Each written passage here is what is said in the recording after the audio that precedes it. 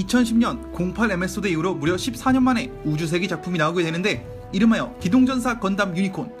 뛰어난 비주얼과 압도적인 OST로 신규 올드팬 모두를 사로잡은 유니콘은 4년간 찔끔찔끔 공개하며 총 7화로 완결이 납니다.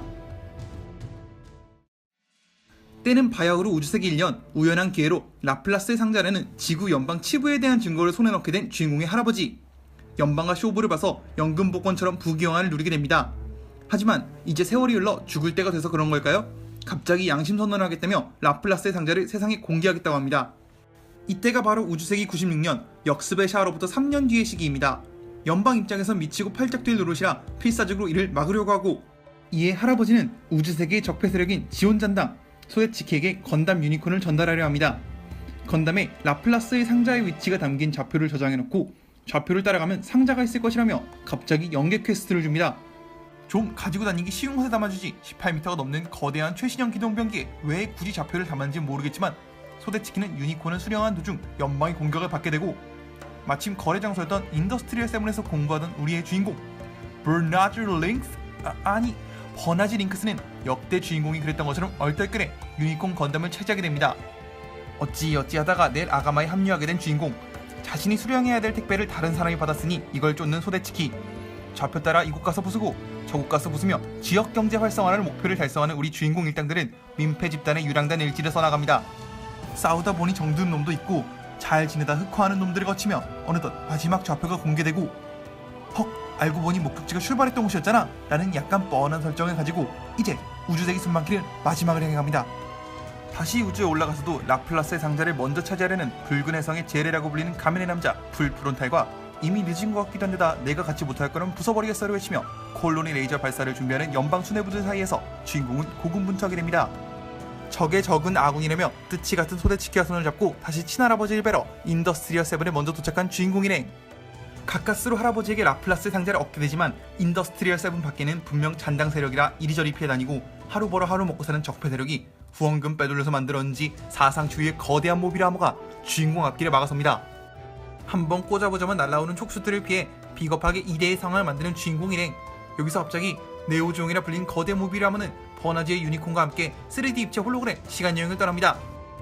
분명 시간여행을 데려간 건 불프론타인데 지쳐서일까요? 상영회가 끝나자 갑자기 부식되어버린 네오지옹. 거기에 유니콘의 소프트 가슴 터치! 당수권을 맞으니 역대급 사이즈의 모비라 암호는 우주먼지가 되며 방산비리의 위험성을 보여주고 허무하게 퇴장합니다. 이때다 싶어 타이밍 재던 연방은 콜로니 레이저를 발사하고, 버나지는 할아버지 연금 복권을 지키고 싶다는 일념 하나로 유니콘으로 양팔을 벌려 콜로니 레이저를 막아섭니다. 감동과 전율의 전작과 달리 개연성과 설정은 다 버리고 사랑, 우정, 정의의 힘으로 사이코 프레임을 사용하는데, 1년 전쟁과 그리프스 전쟁 때 지구 연방 우주군 절반을 날려버리고 티탄즈를 괴멸시켰던 그 콜로니 레이저를 과연 건담 하나가 맨몸으로 막아낼 수 있을까요? 그리고 연금 복권의 상속자는 과연 누가 될까요? 올드팬들에게 우주세기 건담 시리즈라는 이유만으로 큰 희망을 안겨줬던 유니콘은 생각보다 아쉬운 점이 많은 작품입니다. 결말을 빼고 전체적으로 봤을 땐 괜찮지만 세부적인 부분에서 문제투성이었죠. 심지어 신규 팬좀 확보해보겠다고 그 위치가 더 애매해졌습니다. 물론 원작에 문제가 있어서는 말할 것도 없죠. 우주세기 시리즈가 다시 한번 시작됐으면 알린 종소리가 울려야 되는데 현관문 딸랑이가 울린 것 같은 느낌이 되어버렸습니다. 작품 전체의 테마는 우주세계에 대한 향수입니다만 점점 뽕빨물 미소녀 애니의 수영복 서비스 마냥 형식적으로 집어넣은 느낌이 되고, 오히려 그게 독이 되어 전통 우주세계를 기대했던 기존 팬들에게는 작화가 아닌 스토리의 애매한 퀄리티에 의한 거부감을 주게 되죠.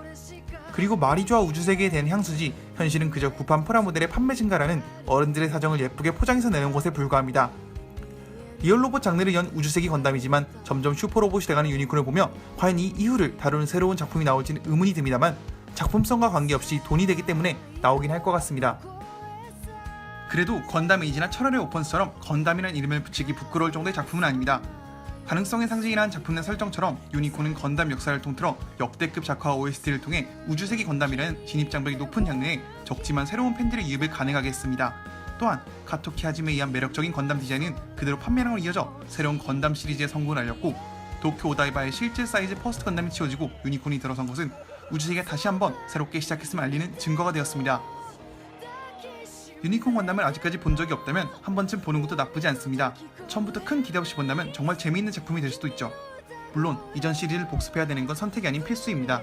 더블 제타 건담의 요소가 이곳저곳 나오긴 하지만 퍼스트 건담, 제타 건담, 역습의 샤만 봐도 스토리를 이해하는 데는 큰 무리가 없습니다.